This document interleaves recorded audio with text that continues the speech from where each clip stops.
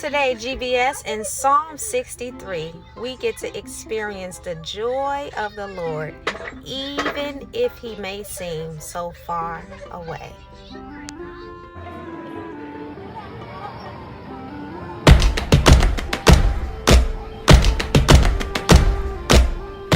Proverbs 31.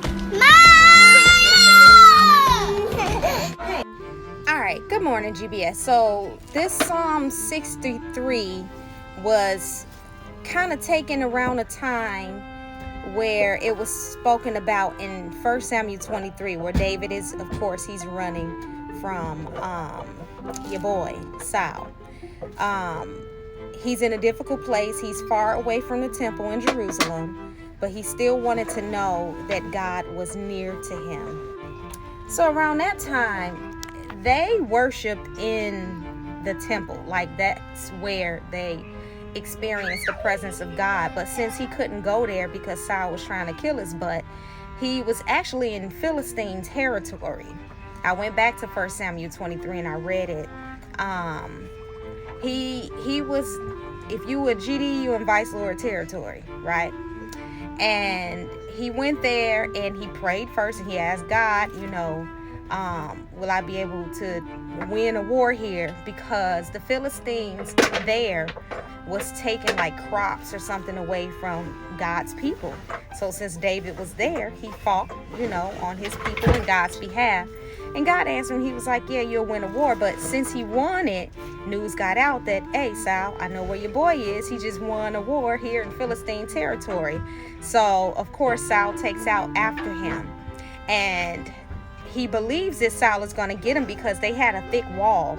And it's like once you go in there, you can't get out.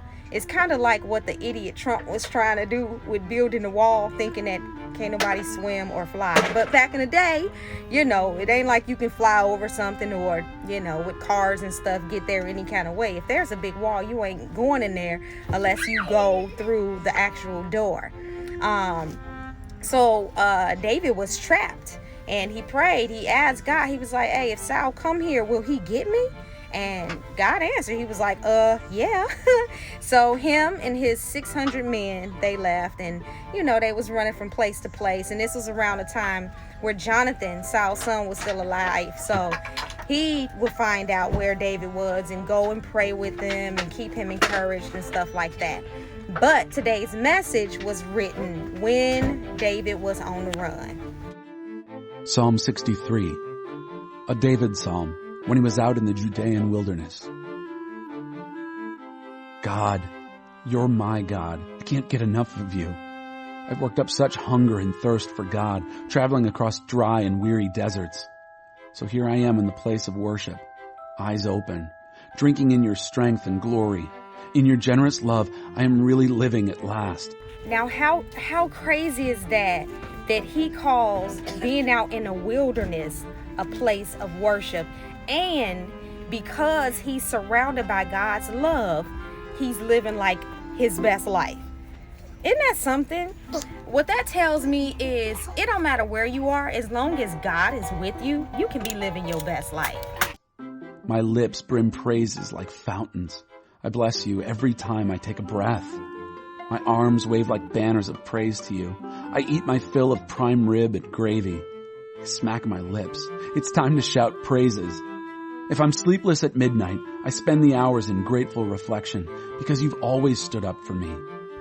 This is a scene of how we need to live our life knowing that God is for us. This is how we should respond to haters, to the enemy chasing us. We need to know that God is preparing a table for us in the presence of our enemies. So if somebody on your heel, if they on your track, right, but you're dining at this 5-star Michelin star restaurant and they're looking through the windows at you and they haven't eaten in a week, that's how David is living right now, even though Saul is at his throat, on his back, at his neck, out to kill him. So if David can have that type of peace and joy and happiness in a desert, in a dry desert, he talking about slurping up some gravy and licking his lips and just praising God, then so can we. I'm free to run and play. I hold on to you for dear life, and you hold me steady as a post. Those who are out to get me are marked for doom, marked for death, bound for hell. They'll die violent deaths. Jackals will tear them limb from limb. So this is what's going to happen to those who are out to get him. And I'm a believer. I have that same type of protection over my life. So here's what will happen to anybody who dare comes against God's anointed daughter. And when we have that type of faith in God, men carry no weight, no power. How can I be afraid of men when that's their promise, that they're going to die a violent death? You know, like, I'm praying for them to just get saved so that don't happen to them, because I wouldn't wish that on my worst enemy. I wouldn't even do that to my own enemy. But God loves me so much that he will. So seeing things from God's perspective make things just so much better for me, makes life more enjoyable and way more peaceful, knowing that that's what will happen to them. God says, I will curse those who curse you. That's what will happen to them who try to hate on me or try to attack me, especially if I'm out doing the right thing for God, like David is. But the king is glad in God. His true friends spread the joy, while small-minded gossips are gagged for good. I'm glad that small-minded gossips are gagged for good.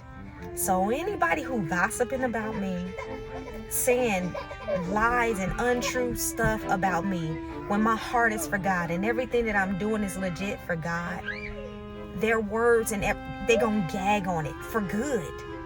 They can't get it out.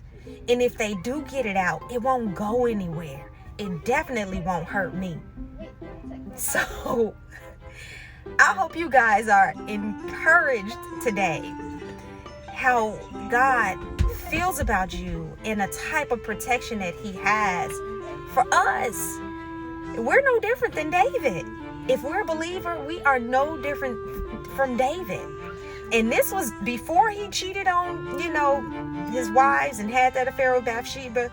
His heart was so pure. He had a thirst for God, and God was so big in his life during this time.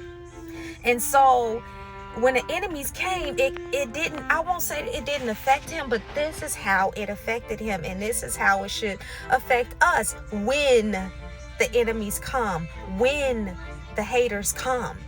God never promised that tough times wouldn't come and haters wouldn't come and enemies wouldn't come. He never promised that. But if we're holding on to what happens in the Bible to people just like us when the haters come, we can have joy and peace knowing that we serve a God that can protect us the same way. So I don't know about y'all, but he said the king, it takes joy. Like, he has joy. So I'm going to grab on to that. And I got joy, unspeakable joy, because of the way that God loves me and protects me from my enemies. And you should have that same type of joy too. Be blessed.